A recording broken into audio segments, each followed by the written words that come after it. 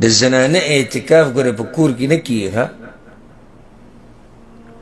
دا بعضو فقهاو دا خبره کړې ده او بعضو مولیانو وی کور کې چې کومه کسان له کوټه سجې خاص کړي د زنانه نو پای کې اعتکاف کولی شي خو دا بې دلیله خبره ده موږ یې ښه په ادب او په احترام سره وایو بعضو ته دا خبره بې ادبي ښکاري چې تا د یو عالم او د یو فقیه خبره رد کړه نو زه تا ته دا وایم چې د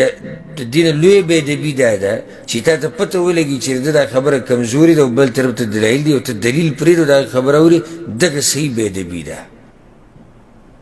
موږ بې ادبي خو نه ده کړې خو دا وایو کوم مولیان چې دا خبره کوي د هغوی سره په دې باندې هېڅ دلیل نشته هېڅ دلیل بلکې دلایل موږ سره په دې شته الحمدلله یو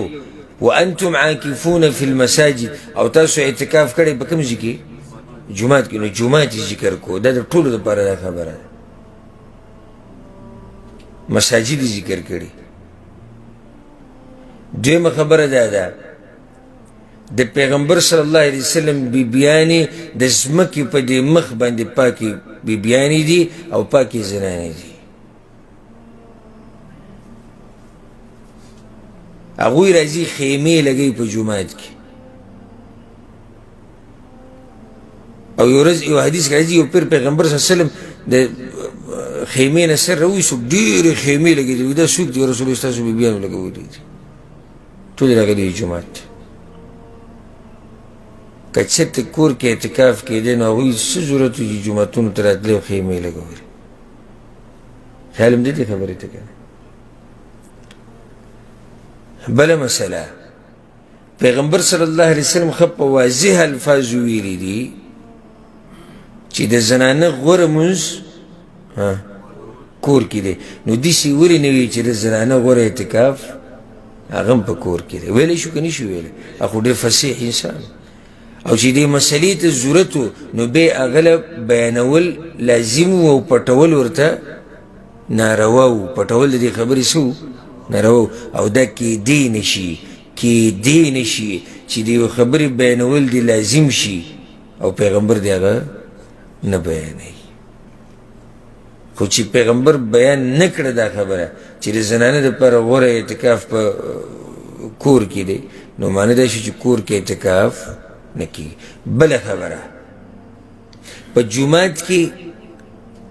او په هغه مصلا کې او جای نماز کې چې کوم ځای کور کې ځای خاص شي د منظر لپاره په دې کې دنیا فرقونه دي و جومات ته حیض والا زنانه نشي رانوتی اگر که سنه څه خبرې پکې شتې څلوېښتې والا نشي رانوتی کور کې چې را کوم ځای خاص شوی اعتکاف دپاره دې ته ننوتی شي که نشي ننوتی شي جومات کې د ورک شوي شي اعلان نشي کولی خرڅ پکې څه شی پکې نه اخیستی شي نه خرڅولی شي د کوم ځای کې چې دوی کور کې اعتکاف کوي دې کې خرڅول کولی شي که نشي کولی شي ورک شوي څیز اعلان کولی شي که نه کولی شي جومات ځمکه چې وقف شوه په دې کې بیا خوا دې خوا نشي کولی او هر چې د دوی دا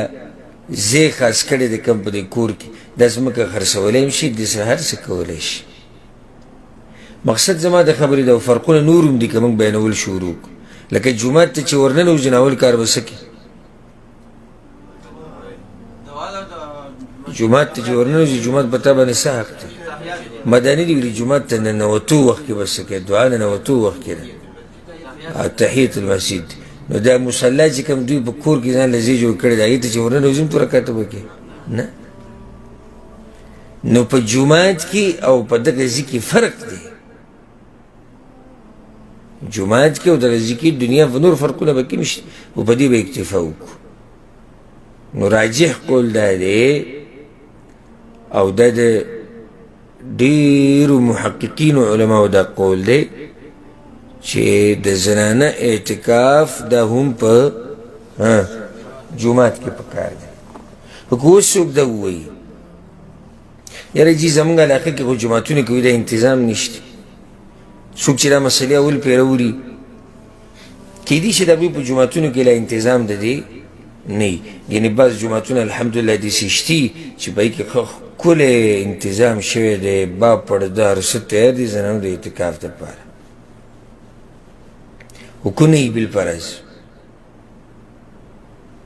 او یو کس راشي وایي چې تا خو وایي چې د زنانو اعتکاف دپاره جومات لازم دی او موږ سره خو څه ترتیب نشي څه وکړو، به نه دی که اعتکاف دی نه که څه لازم خو نه دی اعتکاف. او په کور کې کیږي نه، کور کې کیږي نه، په داسې زړه خوشحالی چې کور کې د اعتکاف وکړي، کیږي نه اعتکاف هلته. څوک دې ثابته کړي موږ ته چې د پیغمبر صلی الله علیه وسلم بیبیانو یو بیبي په کور کې ناسته اعتکاف یې کړی. د صحابه کرامو په بیبیانو کې دې څوک موږ ته وښیي چې د هغوی په بیبیانو کې څوک ناست دی په کور کې اعتکاف کړی. اعتکاف په کور کې نه کیږي. جومات د هغې ځای دی چې ستا زړه متوجه شي الله ته، ستا توجه الله ته او د الله بندګۍ ته وي. کور کې خو داسې نه کېږي. یو زنانه کمره کې ناسته ده، ډزه ډوزه کور کې جوړ دی او چغې چغارې جوړې دي او واړه چغې وي او دې پسې خلک کمرې ته ورننوځي، دغه شی رالم او دا شی ږدم او داسې کوم او دغه کوم، په دې کې څه کېږي؟ نو د زنانو اعتکاف هغه په کورونو کې نه کېږي. جوماتونو کې بندوبست نشتی نو اعتکاف پې هم نشتی، نه دی کېږي.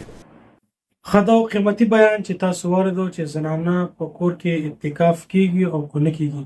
په دغه شان قیمتي بیاناتو لپاره تاسو زموږ سره اوسئ. السلام علیکم ورحمة الله.